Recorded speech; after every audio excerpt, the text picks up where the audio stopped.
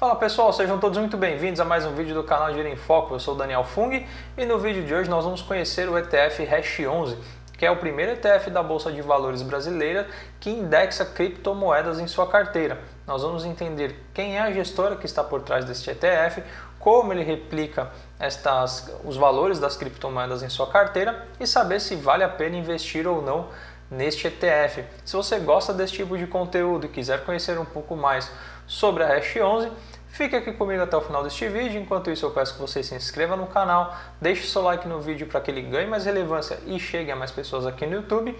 E lembrando que todo o conteúdo que será apresentado no vídeo de hoje encontra-se no meu blog danielfung.com e o link direto para a postagem sobre o Hash11 está aqui na descrição do vídeo. Então, bora lá para a apresentação que eu preparei para o vídeo de hoje. Nós já estamos na apresentação do vídeo de hoje e antes de eu explicar melhor o que é o Hash11, quem é a gestora por trás dele e como ele indexa o NCI, que é o Nasdaq Crypto Index, eu vou explicar rapidamente o que são ETFs e o que são criptomoedas, porque eu não sei se esta é a sua primeira vez buscando por esse tipo de conteúdo e esse tipo de produto, no caso ETFs e ativos como criptomoedas. Então, primeiramente vamos saber o que são ETFs. ETF é a sigla para Exchange Traded Funds, que nada mais é, em tradução livre, do que fundos de investimentos. Então, todo fundo de investimento, obrigatoriamente, tem uma gestora por trás dele, que é quem faz a gestão dos recursos dos investidores, e existe um indexador on benchmark, que nada mais é do que a representação deste fundo. No caso do Hash11, como eu disse, ele reflete o NCI, o benchmark dele é o NCI. Da mesma forma que nós temos outros ETFs, como por exemplo o China 11, que reflete algumas ações da Bolsa de Valores de Xangai.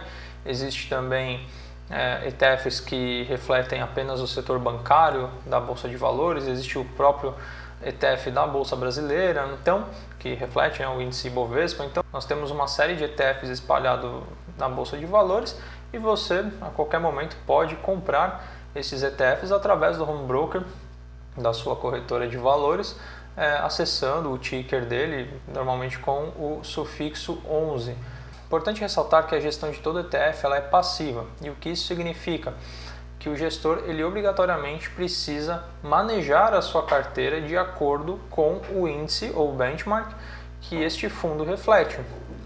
Então, suponhamos que o gestor acha ou tem uma previsão que este indexador do Hash11, por exemplo, o NCI, vamos supor que a gestora do Hash11 preveja uma queda de 5% no próximo pregão do NCI. Ele não pode fazer manipulações dentro da carteira ou giro de carteira, comprar e vender ativos para evitar esta queda de 5%. Ele precisa fazer os mesmos movimentos do NCI para refletir aquele valor de acordo com o indexador. É diferente de, por exemplo, mal comparando, um fundo imobiliário do tipo FOF, onde o gestor ele fica girando a carteira constantemente, sempre visando o maior ganho, o ganho potencial possível naquelas operações. Então o ETF ele precisa rigorosamente refletir os resultados do índice ou do benchmark no qual ele segue. Por isso que é uma gestão passiva. Outro ponto importante é nós entendermos quais são as vantagens de se investir em ETFs. Eu listei 3 aqui, tá? Há mais, mas acho que para mim são as 3 principais. Uma que é a diversificação. Então, quando você compra uma cota de um ETF, você está comprando uma cesta de produtos ali, ou uma cesta de ativos indiretamente. Importante deixar isso claro. Quando eu entrar no Hash11 especificamente, eu vou explicar isso como funciona. Então, como os ETFs replicam índices, replicam segmentos, então ali vai haver uma diversificação de ativos bastante interessante. No caso do Hash11 são 6 criptomoedas. Obviamente que a proporção da diversificação fica na mão do gestor por uma questão de estratégia, você precisa confiar na gestão desse ETF, mas comprando um único ativo, uma única cota, você investe em diversos ativos. Outra vantagem é o custo. Então, o custo do ETF, de transacionar ETFs no home broker, ele é muito ele é idêntico ao de ações e fundos imobiliários, né? Algumas corretoras já cobram taxa zero, né? Os emolumentos são calculados da mesma forma que ações e fundos imobiliários, por exemplo. A exceção que existe uma taxa administrativa, mas que gira em torno de 0,3% a 0,8% ao ano. Então é uma taxa bastante baixa, e eu acredito que dependendo do potencial de crescimento do ETF, isso não deve comprometer a rentabilidade do investidor.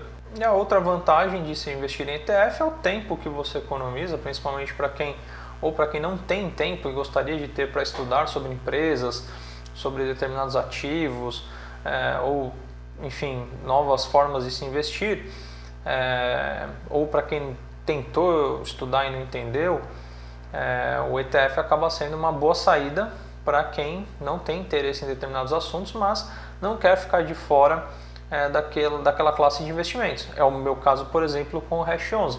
Eu comprei cotas do Hash 11 antes da sua abertura de negociações, né? Ou seja, durante o IPO dele, e por uma razão muito simples, porque eu não tive tempo ainda de me programar para estudar sobre criptomoedas e não tenho conta em nenhuma exchange para negociar bitcoins ou outras criptomoedas. Então eu achei interessante entrar no Hash 11, porque é uma forma de eu estar exposto uma parte da minha carteira de investimentos em criptomoedas indiretamente, ao mesmo tempo que eu vou trilhar meu caminho para estudar sobre criptomoedas, e quando eu me sentir preparado para alocar meu dinheiro diretamente em criptomoedas, eventualmente eu posso vender as minhas cotas do Hash 11 e ir diretamente para as criptos. Mas enquanto eu não faço isso e eu quero me expor às criptomoedas, eu decidi investir diretamente no ETF Hash 11, lembrando que isso aqui não é nenhuma recomendação de investimentos. Agora vamos entender o que são criptomoedas. Em resumo, né, são moedas digitais, ou seja, diferentemente do real, do dólar, euro e outras moedas correntes emitidas por bancos centrais ao redor do mundo, o Bitcoin, ou as criptomoedas, perdão, ele não existe fisicamente. Então, ele é todo criado baseado numa arquitetura tecnológica que nós chamamos de blockchain, que seriam blocos encadeados, né, de informações, fazendo uma tradução livre, que nada mais é do que o sistema espalhar informações ou pedaços de informações referentes a um único arquivo. Então aqui no blog eu explico com mais detalhes, mas imagine que você tem uma imagem, uma foto no teu celular que você quer enviar para uma pessoa via WhatsApp. Atualmente, como é que você faz? Você seleciona aquele arquivo que está no teu celular e envia para uma pessoa, simples assim. Suponhamos que esta imagem fosse criada através de uma arquitetura de blockchain. Então, teoricamente, essa imagem ela seria fragmentada em vários pedaços, que seria alocado em vários computadores e servidores ao longo do mundo, ao redor do mundo, e quando você quisesse fazer o envio dessa imagem, automaticamente um sistema interno ele reuniria essas partes de códigos, né? Isso é tudo já ali na parte informatizada, né? Ali bem no núcleo de como funciona a computação. Ele reuniria essas partes, formaria esse arquivo e faria o envio para o teu amigo através do WhatsApp. Então essa é a diferença, né, da arquitetura blockchain, e assim que as criptomoedas funcionam atualmente. Então elas não estão assim como você tem R$1 em moeda no bolso, as criptomoedas elas não estão armazenadas desse jeito, né? O que seria o equivalente a R$1 em moeda são fragmentos espalhados em computadores ao redor do mundo. E para que essa arquitetura funcione de forma correta, ela precisa trabalhar conjuntamente com a criptografia, que nada mais é do que sistemas que codificam informações e que através de uma chave única ele é capaz de decodificar para identificar qual é a origem dessas informações, se elas pertencem ou não. Então, mal comparando, é você ter uma senha, mas essa senha não vai te dar acesso a uma sala, por exemplo, ou algum sistema, senão que ela vai ser a chave para que o sistema entenda qual é o tipo de segurança que está sendo usado naquela arquitetura, e assim ele pode decodificar essas informações e identificar quais são aqueles blocos de informação espalhados pelo mundo para compor a sua criptomoeda. Então, essa é a funcionalidade da criptografia. Então, em resumo, a criptomoeda acaba sendo uma moeda criptografada, né? Uma moeda segura montada sobre uma arquitetura blockchain que espalha essas informações ao redor do mundo. E a vantagem dela é que ela é descentralizada. Atualmente, as moedas fiduciárias, né, o real, o dólar, o euro, eles são centralizados através dos bancos centrais de cada país, que são os emissores destas moedas. O Bitcoin não. Então ele está espalhado, o Bitcoin, criptomoedas, estou falando Bitcoin por força de expressão, mas as criptomoedas elas estão espalhadas pelo mundo em diversos computadores, em diversos servidores, e não existe um banco central ou um órgão, né, um órgão emissor dessas criptomoedas. Então são os próprios usuários, o próprio mercado ali entre pessoas que regulamenta todas as regras sobre as criptomoedas.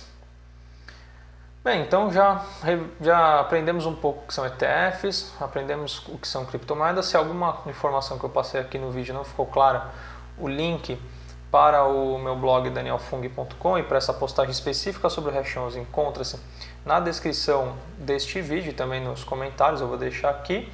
E aí você pode ler com um pouco mais de calma e entender um pouco mais como funciona essas arquiteturas, que elas são, né, o ETF na parte econômica de investimentos e a criptomoeda na parte tecnológica. E como eu dizia, né, o Hash11 ou todo ETF, né, ele precisa ter uma gestora por trás, e no caso do Hash11 a gestora é a Hashdex. Então a Hashdex é uma gestora de recursos globais, fundada em 2018 na cidade do Rio de Janeiro, e eles possuem carteiras de investimentos, né, para os seus clientes, todas baseadas em criptomoedas, alguma com somente criptomoedas, outra balanceada entre criptomoedas e renda fixa, né, para quem não quer estar totalmente exposto, e outras carteiras somente baseadas em Bitcoin, que aí é uma criptomoeda específica onde as pessoas podem ter acesso a esse tipo de investimento. Então, a Hashdex foi a responsável por criar o ETF Hash11. E aqui eu conto mais um pouco da história, né? Então, dia 26 de abril de 2021, estreou na Bolsa de Valores o Hash11, né? Que é o Hashdex Nasdaq Crypto Index Fundo de Índice, por isso que ele tem esse nome. E ele reflete o índice NCI, que é o Nasdaq Crypto Index, que é um índice desenvolvido na Bolsa de Valores americana, a Nasdaq, em conjunto com a própria Hashdex. Então a Hashdex, essa gestora brasileira, também fez lá o seu trabalho nos Estados Unidos, dando a opção do NCI. Então eles gestionam lá junto com a Nasdaq o NCI, e aqui no Brasil o Hashdex vai refletir este índice do NCI. E eu trouxe aqui um pouco mais de informações, né? Tem os detalhes aqui do Hash11, você pode acessar o blog e verificar depois, né, quem é o administrador. O administrador, lembrando, é quem cuida da parte financeira do fundo, né? O gestor é quem cuida da parte estratégica e o administrador da parte financeira. E vamos entender a composição do Hash11, né? Porque eu estou falando aqui toda hora, Hash11 reflete o NCI, tá, e o que tem dentro do NCI? Então o NCI, né, o Nasdaq Crypto Index, ele é composto por 6 criptomoedas, e aqui eu coloquei a tabela de acordo com a documentação do prospecto da própria Hashdex, e aqui nós temos as criptomoedas e as suas devidas proporções. Então o Bitcoin, que é a principal criptomoeda, foi a primeira criada, né, e é mais conhecida no mundo hoje, ela é responsável por 80,37% da carteira. Em segundo, o Ethereum, que também é a segunda criptomoeda mais utilizada hoje, e diversas criptomoedas são desenvolvidas dentro do Ethereum. Então o Ethereum acaba tendo raízes aí em outras criptomoedas, ele corresponde a 16,35% do índice, ou seja, somando só o Bitcoin e o Ethereum, nós estamos falando de praticamente 96% da carteira concentrada em duas criptomoedas, porque hoje são disparadas as criptomoedas mais valorizadas e mais utilizadas no mercado. Depois nós temos o Litecoin, o Chainlink, o Bitcoin Cash e o Stellar Lumens. A vantagem dessa composição é que e isso observando um pouco o mercado de criptos, é que ao longo do tempo algumas criptos se valorizam mais, outras menos, não existe uma correlação de todas as criptos caírem ou subirem de valor. Então pode ser que ao longo do tempo, né, esse balanceamento ele vá se ajustando conforme o mercado vá adotando uma criptomoeda ou deixando de adotar alguma outra.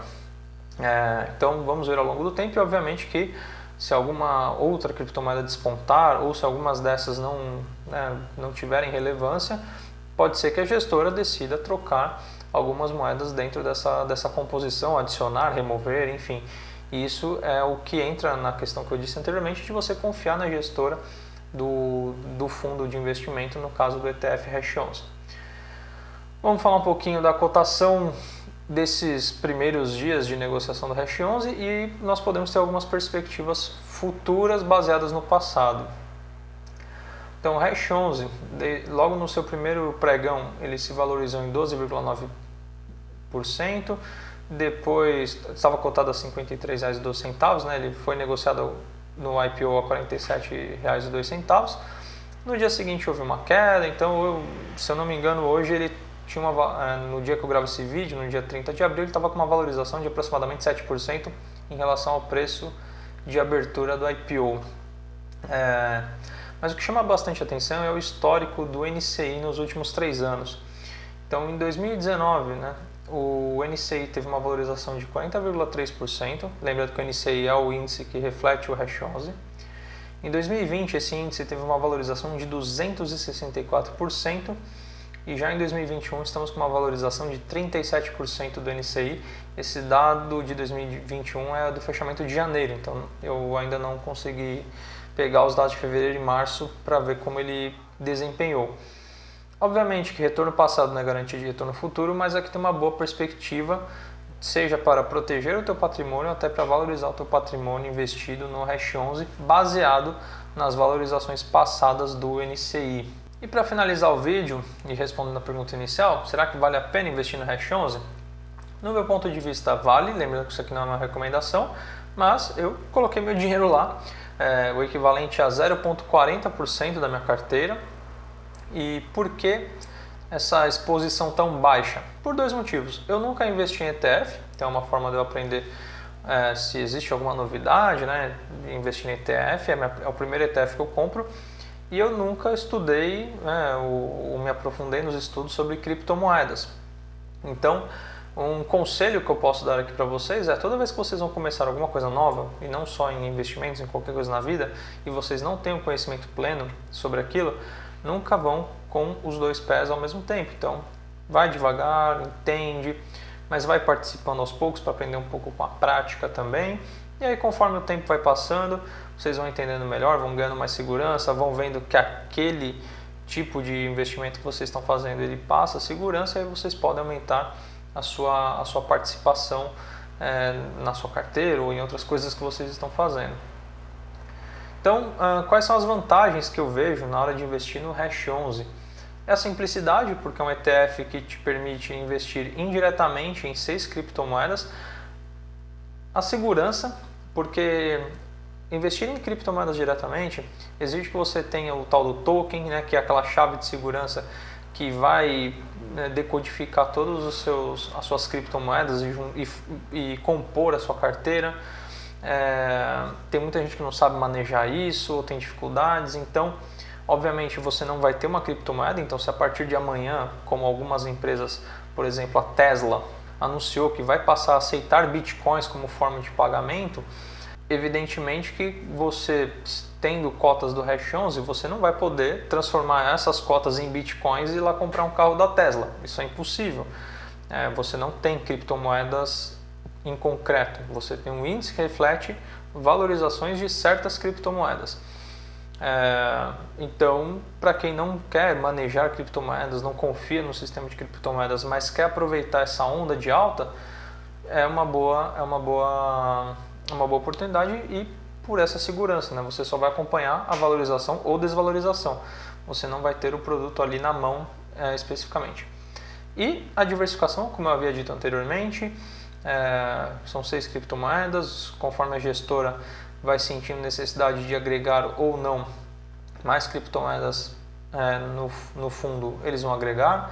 É bom você acompanhar caso você invista em Hash 11, mas são 6 criptomoedas, então se você às vezes não quer aprender sobre uma, que dirá 6, então você ali comprando uma única cota de um ETF, você já tem acesso a participar das oscilações de mercado de 6 criptomoedas e cada uma com as suas proporções na hora de compor a carteira. E as desvantagens do Hash 11 eu vejo duas, que eu gostaria de destacar. Uma é a volatilidade, então como vocês, para quem acompanha um pouco mais o mercado, vê como há uma variação de preço muito forte para cima, para baixo das criptomoedas, então isso traz um pouco de insegurança, traz um pouco mais de risco para o investidor. Então é uma situação que, para quem investe em bolsa de valores, precisa estar acostumado, mas quem quer investir em criptomoedas precisa estar mais ainda. Então, se você é uma pessoa que não suporta a volatilidade, que não gosta de acordar num dia, ver sua carteira com mais 10% e no dia seguinte com menos 10%, este ETF vai ter uma oscilação um pouco menor em relação ao investimento direto em criptomoedas, mas ele não vai deixar de oscilar num ritmo um pouco mais forte, acredito eu, do que ações e principalmente fundos imobiliários. Então, se você quer entrar neste ETF, eu recomendo fazer como eu fiz. Aloque um pouco do seu patrimônio em carteira. Eu coloquei, como eu disse, 0,4% da minha carteira. Eu me considero investidor experiente, eu estou aí na Bolsa de Valores desde 2017. Ou seja, são 4 anos, e mesmo assim eu fui cuidadoso em começar com o Hash 11. Então tenha em conta essa volatilidade, porque ela vai acontecer.